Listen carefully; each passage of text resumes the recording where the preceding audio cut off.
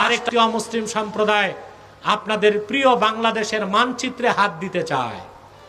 এটা হচ্ছে খ্রিস্টান মিশনারি। তাদের একটা ছদ্মদল মাঠে নামছে ৭৮ সালে।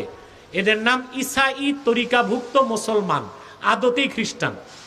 তারা মানুষকে পয়সা দেয়, লোভ দিয়ে খ্রিস্টান বানায়, তারপর বলে আপনিও মুসলমান, তবে ঈসার উম্মত মুসলমান। নাউজুবিল্লাহ বলবেন না?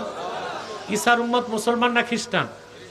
৭৮ সাল থেকে এই পর্যন্ত তারা পাহাড়ি অঞ্চলে, উত্তরবঙ্গে, কক্সবাজারে, ডুলা হাজরায়, বান্দরবন, খাগড়াছড়ি, রাঙ্গামাটি, বান্দরবন, বার্মা, তারপরে ভারতের মিজোরামে লক্ষ লক্ষ মানুষকে খ্রিস্টান বানিয়েছে।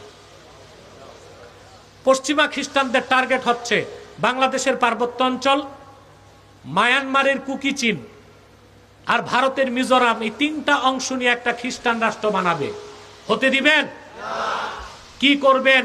আপনাদের পীর সাহেব তো অঘটন ঘটায় গেছে।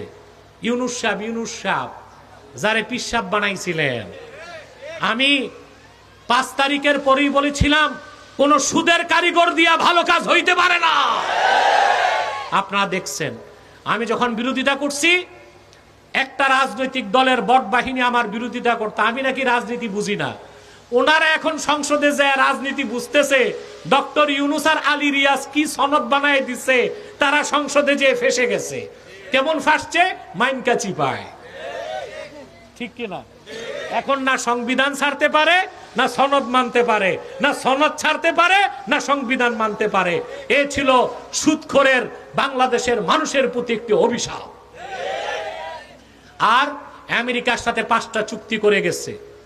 বিএনপির সাধ্য নাই এই চুক্তি থেকে বেরিয়ে আসবে। যদি বেরিয়ে আসে 1 ঘন্টায় তাদের ক্ষমতা ছাড়তে হবে। 5টা চুক্তি করে গেছে।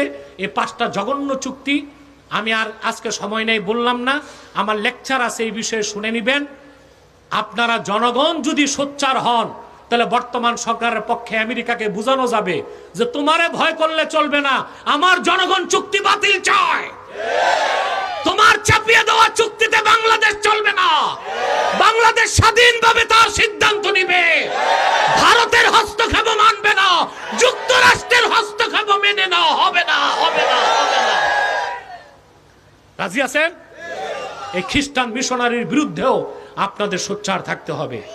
আপনারা যদি সরকারকে সহযোগিতা না করেন, চলতে পারবে না তো। কথা বলে না। সরকারের বড় শক্তি হচ্ছে জনগণের শক্তি। অতএব এই দিকটা আপনাদের খেয়াল রাখতে হবে। পারবেন তো ইনশাআল্লাহ? আল্লাহ আমাদেরকে কবুল করুক, আল্লাহ আমাদেরকে মঞ্জুর করুক।